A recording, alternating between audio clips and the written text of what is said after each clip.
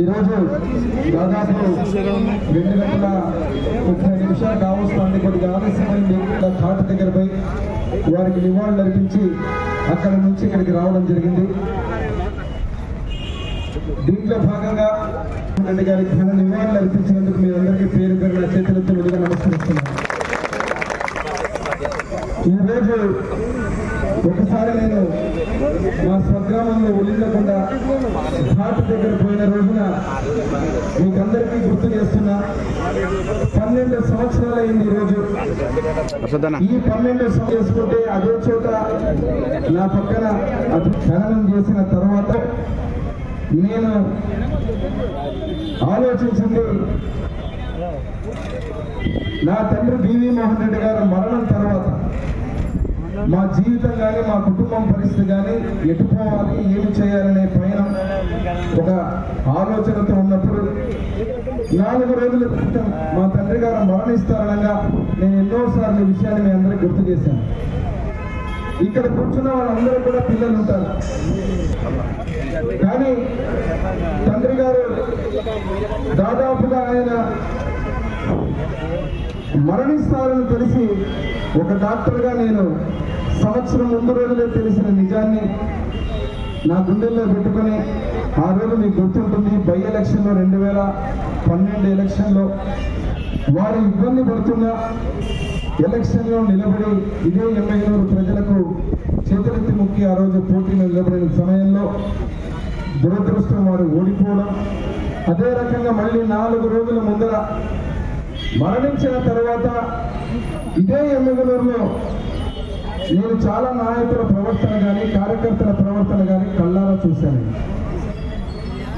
ఈరోజు చాలామంది చాలా మాట్లాడినా నిజమైనటువంటి నా తండ్రి బివి మోహన్ రెడ్డి గారి అభిమానులు కావచ్చు, నిజమైనటువంటి నందమూరి వంశ వీరాభిమానులు కావచ్చు, తెలుగుదేశం పార్టీ అభిమానులు కుటుంబ సభ్యులు కావచ్చు, ఎమ్మెల్యేలు ప్రజలు కావచ్చు, నేను 2012 నుంచి నా తండ్రి ఆరోగ్యం బాగలేక ఎలక్షన్లో నిలబడిన రోజున చూశాను.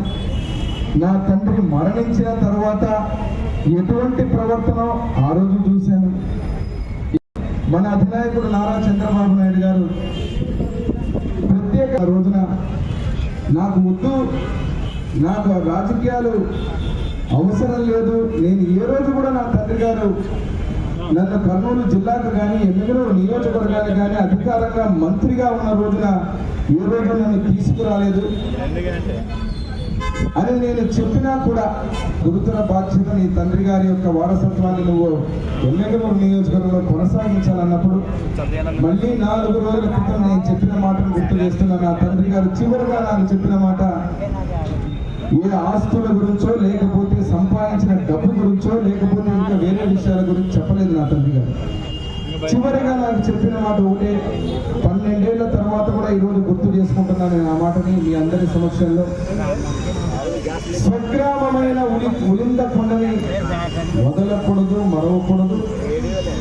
కన్న తల్లి లాంటి ఎమ్మెల్యేలు నియోజకవర్గాన్ని వదలకూడదు, మరవకూడదని చెప్పి రోజు వస్తున్న నాయకులు, ఆసుపత్రికి వచ్చే ప్రతి ఒక్కరిని, ఫోన్లో మాట్లాడే ప్రతి ఒక్కరిని కూడా నాకు గుర్తు చేస్తూ చూపిస్తూ చెప్పడం జరిగింది. ఎంతో మంది, ఎంతో వందల వేల మంది మన మీద, మన కుటుంబం మీద, నా మీద అభిమానంతో తెలుగుదేశం పార్టీ మీద నమ్మకంలో ఉన్నటువంటి కుటుంబాలు ఆ క్షణాలు తెలుసుకున్నప్పుడు నేను చాలా ఒంటరిగా, నేను చాలా బలహీనుండి. ఎందుకంటే నా తండ్రి గారు మరణించాక ఇప్పుడు మీరు ఇంట్లో ఒక తండ్రి పెద్దపోతే కొడుకు ఏమీ తెలియని పరిస్థితిలో ఎట్లా ఉంటుందో నా స్థితి ఆ రోజు మీరు ఆలోచించుకోవాలి. ఎందుకంటే అక్కడ కనిపించే పద్మశ్రీ మాచారి సోమప్ప గారి తర్వాత అభివృద్ధి దాత ఎవరైనా ఉన్నారు ఎమ్మెల్యేలు అంటే గర్వంగా చెప్పారు నా తండ్రి మోహన్ రెడ్డి గారు. తెలుగు 2 రాష్ట్రాల్లో కానీ తెలుగువాడు ప్రపంచంలో ఎక్కడున్నా కానీ విశ్వవిఖ్యాత నట సార్వభౌమ నందమూరి తారక రామారావు గారికి అత్యంత అనుంగుడు ఎవరైనా ఉన్నారంటే అది నా తండ్రి పివి మోహన్ రెడ్డి గారు అని చెప్పి నా తండ్రి పివి మోహన్ రెడ్డి గారే గుర్తొస్తారు.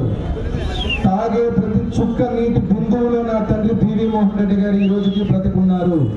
సోప గారి సర్కిల్ అయినా లేకపోతే శ్మశాన వాటికలైనా పేదవాడికి పట్టాలైనా ఎక్కడైనా ఈ రోజు కూడా నా తండ్రి వాటిని చూస్తే బ్రతికే ఉన్నాడు. నా తండ్రి ఆత్మ ఎమ్మెగనూరులోనే ఉంది. పేరుకు మాత్రం భౌతిక కాయాన్ని తీసుకుపోయి